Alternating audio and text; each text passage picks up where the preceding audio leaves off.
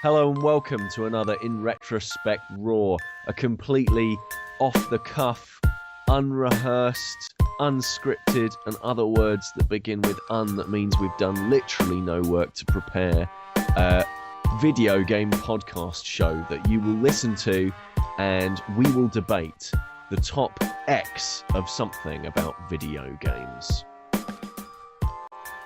My name's Peter Willington, and I'm hosting the show as Sam Turner is off flouncing about probably parts of Scandinavia.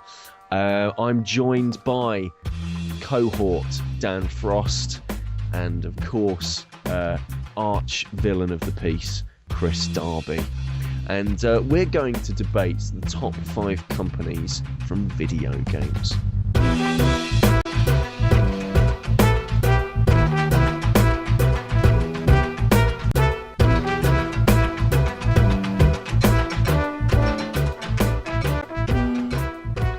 But let's quickly clarify what that actually means. What we don't mean is a company like Capcom or Konami or EA. They're great companies in video games, but we mean companies from video games.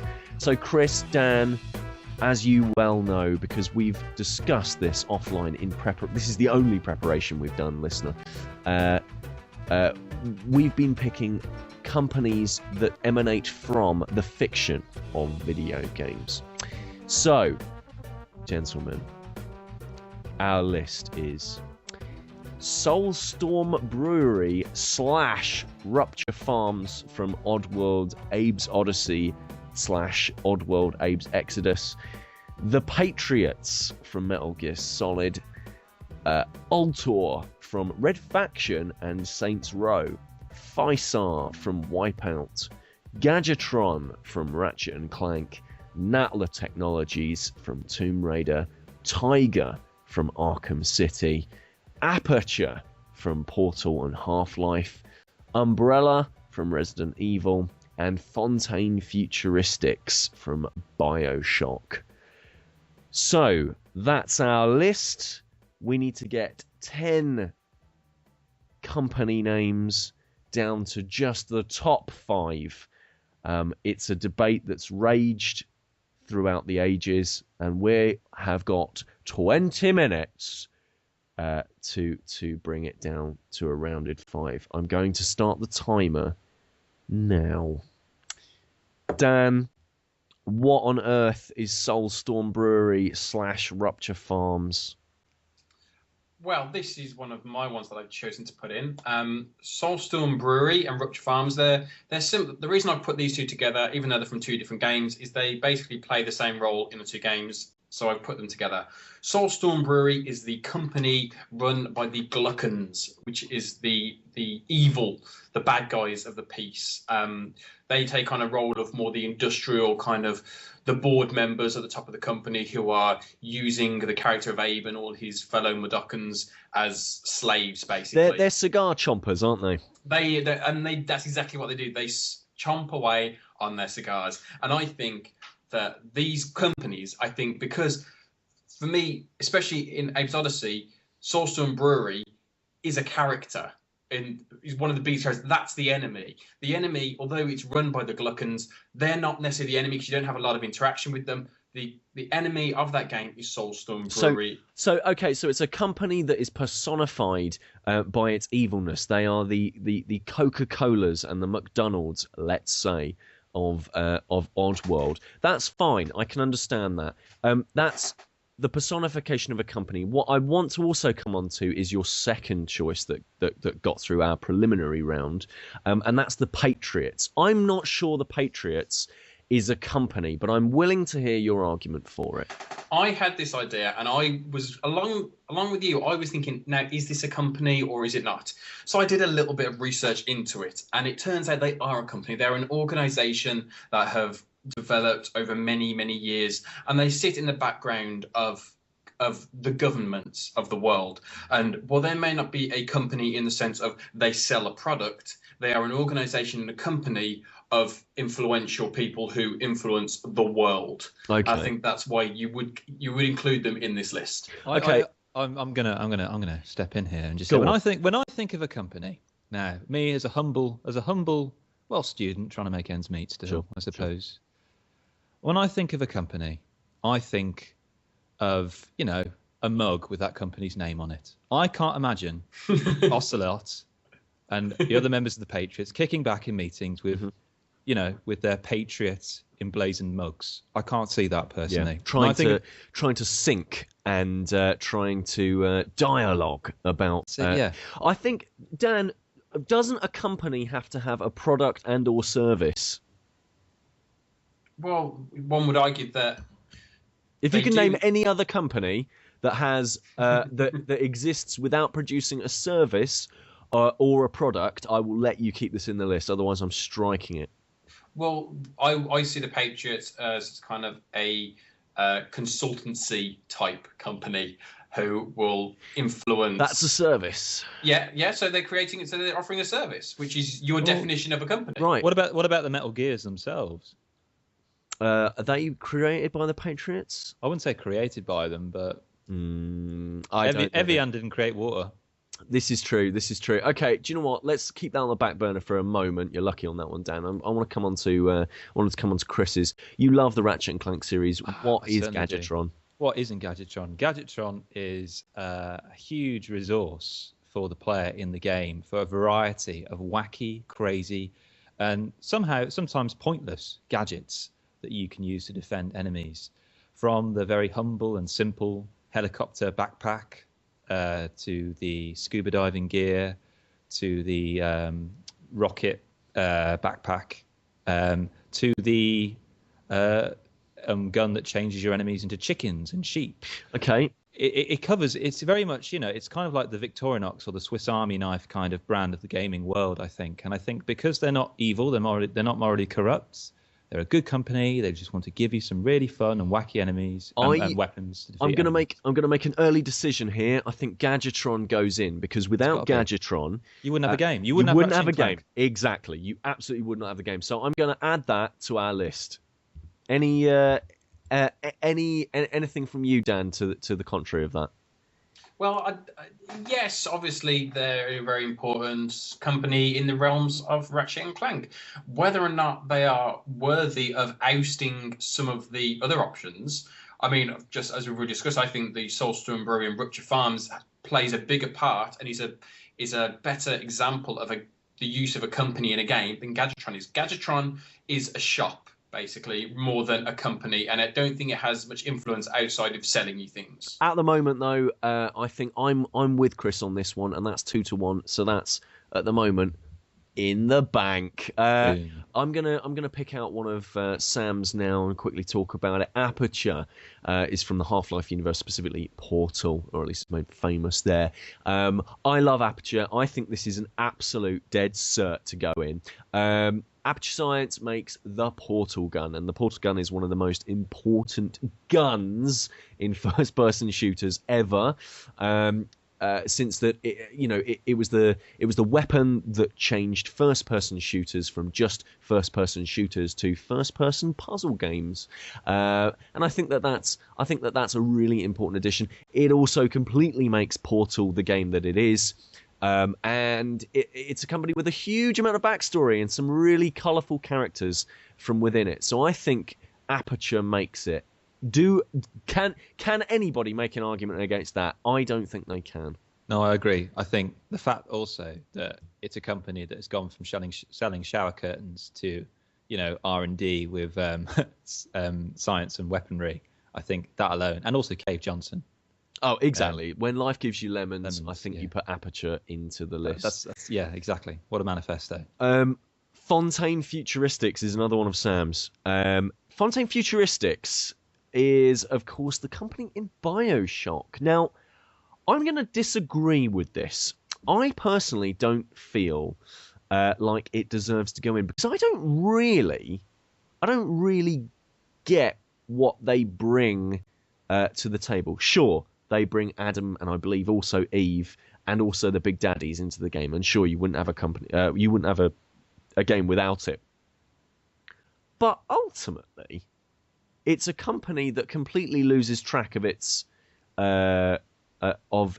moral obligations due to a sort of Randian objectivism, and I think goes down a bit of a naughty spiral, and therefore I don't really know why it should be added. Dan? Yeah, but this isn't a list of gaming companies that have done really well or gaming companies that are morally fantastic.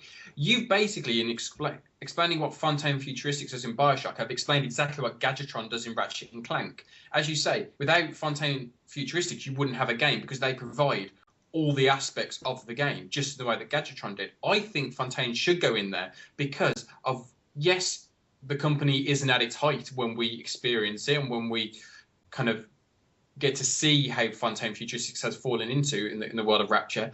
And I think because of that, because of the fact that there's a history there, you're not seeing it at its high point. You're seeing what's left of it, the remnants. You're seeing what's happened to the occupants of Rapture after they've been influenced from what Fontaine Futuristics has done. That's the reason why this company should be in there. And I would say it has much more bigger part to play in Bioshock than Gadgetron ever did in Ratchet and Clank. I just like to. I agree with you, Dan, but I think there's another company from Sam's list that does top that, which I would, in my book, is the granddaddy of gaming companies. It was the first one that sprung to mind for all of us. Mm-hmm. A company that runs through a gaming series like a stick of rock.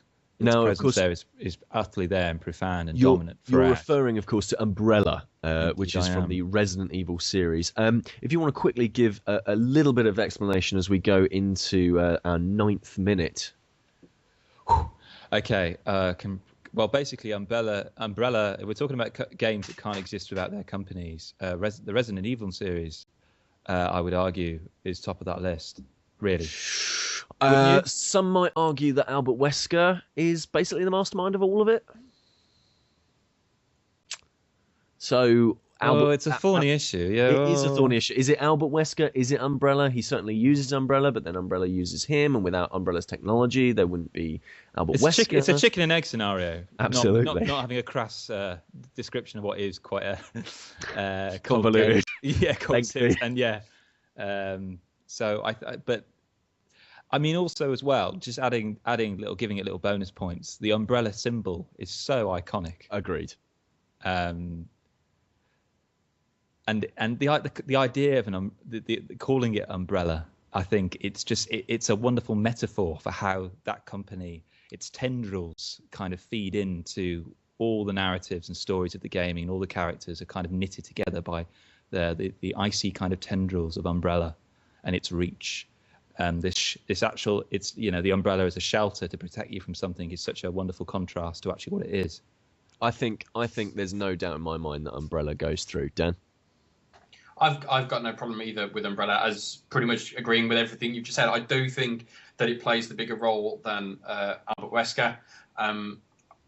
It wasn't until some of the later games that I even realised who Albert Wesker was, and I think for that reason, yes, that's my own fault, but for that reason, I've always known who Umbrella are, and I've always associated them with being the masterminds behind everything. Yep. They were the reason why Raccoon City fell into such hell.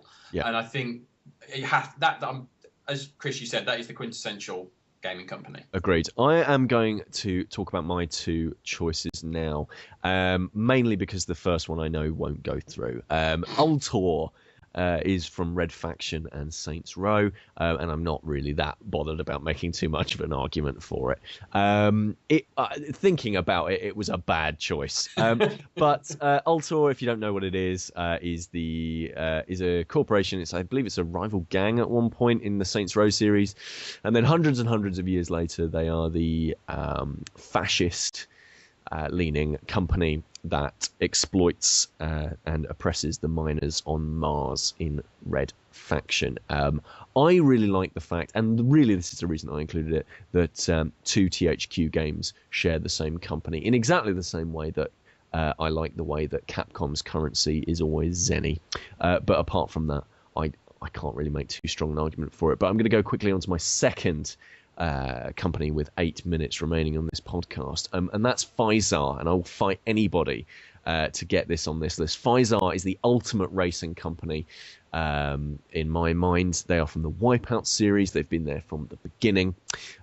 They have they have the ship that I always play as, and it's an iconic ship, one that is pretty much always front cover of Wipeout games.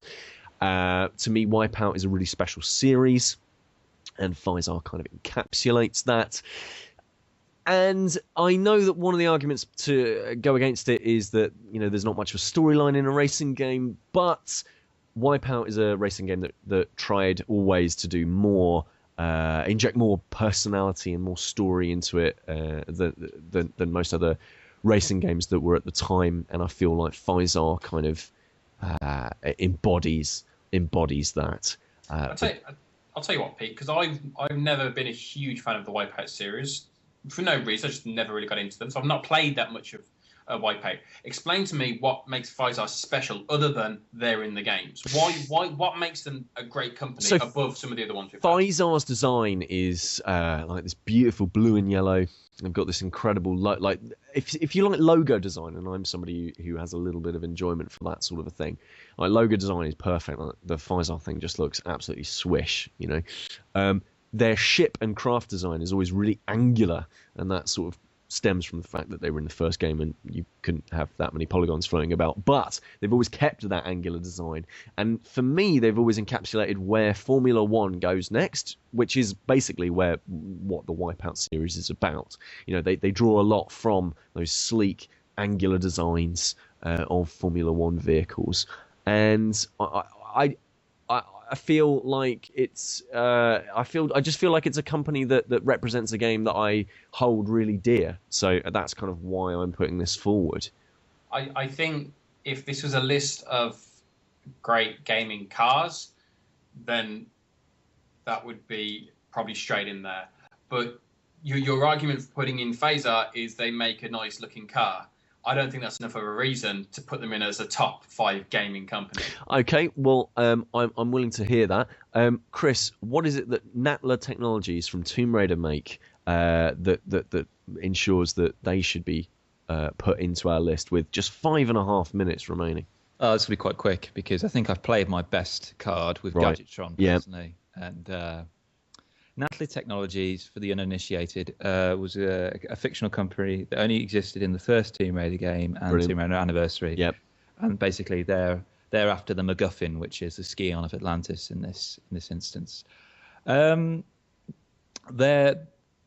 think, correct me if I'm wrong, they're one of the earliest fictional gaming companies, aren't they? 1996. I suppose in the modern sense. In the modern sense, yeah, the modern generation. Modern sense of video games that we're sort of used to. Yeah, I would say that. Yeah, Natla is up there. They're certainly one of the first. I'm sure there's probably a few more, but I mean, the fact that they're spoilers. Well, it came out in 1996. I don't know if we can really use the term spoilers. Yeah. But, the fact that it's headed by an Atlantean god, I suppose, that comes back from the dead out of a kind of frozen stasis to come and wreak havoc might give it the edge, I suppose, in our top 10. And I think that having a CEO that's also fraternizes in the demon world, may give it the edge. I don't know. Powerful. That's Natla Technologies. My second one, going down to my weaker card still, is Tiger from Arkham City. I think it's quite interesting. Yeah, go on. Taking a step back and looking at our list, actually, the bulk of companies that are really just that oppressive enemy. There's a very kind of a strong theme that seems to run through the games that we like. And in retrospect, it appears, I don't know, there's a political kind of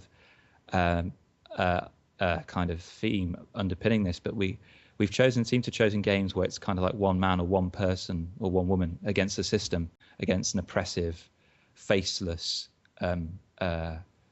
force, I suppose. And I think that Tiger and Natla Technologies are indicative of that. I think they're basically quite similar in that regard, really. They've just chosen to kind of exercise their ruling in different ways. I think you can only have one of Natla or Tiger. Which one would you put in? Oh, Natla. Okay, so currently the list stands. We have 6. We need 5. We've got 3 minutes remaining. We have, in no particular order, Gadgetron from Ratchet & Clank, Natla Technologies from Tomb Raider, Aperture Science from Half-Life, Umbrella Corporation from Resident Evil, Fontaine Futuristics from Bioshock, and Soul Soul Storm or Rupture Farms, Dan, from Oddworld? Both, because they basically play the same role in the games. But are they the same company? Different factions of the same company. Okay. So Rupture Farms is a meat packing factory, whereas Soul Storm Brewery is a brewery. Okay, I'll allow it. So that's 6 games there that we need to pull out. And Faisal from Wipeout. So we're 6 games there. Basically, I get the feeling that it's a fight between Gadgetron, Natla, and Faisal. We need to keep 2 of them. We need to get rid of 1, basically. Gadgetron, Faisal, or Natla, Dan? We're keeping 1 of these. No, we're getting rid of 1. Natla. But that would leave us still with 6. What am I talking about? Faisal and Natla, I believe, is the fight, isn't it? Yep. Only one that you need to get rid of. Faisal or Natla? Faisal. Really? That's interesting. I would have said Natla, and I picked it. That's interesting. Interesting. Ooh, Pete, you've got the deciding vote. I think that, as Kris, as you were saying, I think Natla is a cool company, and it's cool for Tomb Raider, but I also feel like, as you were saying, it does basically make the list very, very, very similar, and in that list, they're not as good as something like an Aperture or a Fontaine Futuristics in their, world dominant approch to taking over everything and being all evil. You want something less homogenous, don't you, as a whole, in terms of a list? I think on this occasion we do, and also because Faisal are amazing. So with just 50 seconds remaining, how good was that? Can I just say, Pete, we still currently have 6 in our list. No, we don't. We have Soul Storm Brewery, Fontaine Futuristics, Umbrella, Aperture, Gadgetron, and Faisal is 6. 1, 2, 3, 4, 5, Quickly. 6. God damn it, we're gonna have to get rid of Faisal, aren't we?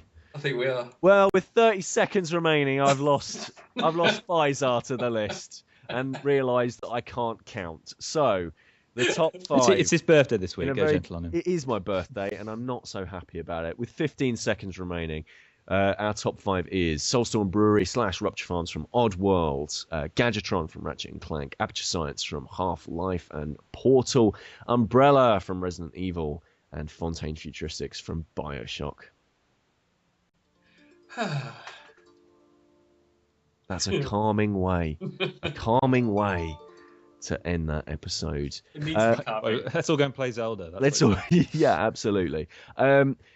Listener, thank you so much for joining us. You should do all the lovely things that we always tell you to do, and that is visit InRetroSpectPodcast.com, where you'll find all of our other podcasts. We've just done a brilliant series on Naughty Dog. I don't know if you've heard. What else have we done? Well, we have done all sorts of other podcasts and that, and they're all on there. Twitter.com/InRetroSpect is the only social channel where you'll find our community manager, the Gremlin. What have they not on Twitter, Pete? Where do they go then? Well, Kris, that's a good answer. Thanks for asking. God, do you know what? I've completely lost the train of thought, but I'm going to continue anyway, because this is Raw, and it's completely undevised and off the cuff. Well, Kris, that is a good question. Thank you for asking. Facebook is another place. You go to Facebook, you go to the search bar, you type in Retrospect, you'll find us. We're right there. We're on iTunes. You know that because you're listening to us through it, or you're listening to us through Stitcher Smart Radio. But Pete, what if I wanted to watch something? Well, that is also a great question, Dan. Dan, Kris, you're brilliant at asking these questions. YouTube. We have a YouTube channel which Dan very, very kindly looks after and does a bloody brilliant job of looking after. And that is, what is it? YouTube.com/InRetrospect, I want to say. InRetrospect Podcast. InRetrospect Podcast. And you can find all sorts of video bits and pieces up there, as well as kind of like, I like to think of it as like like a presentation version of our audio podcast that you can watch with a couple of lovely pictures involved, and you can subscribe to us there if you so desire.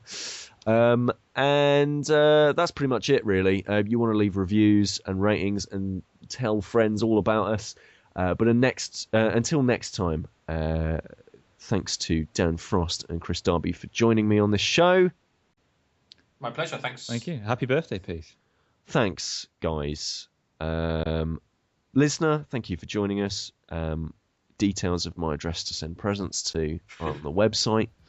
And from me, Peter Willington, thank you for joining us. Goodbye.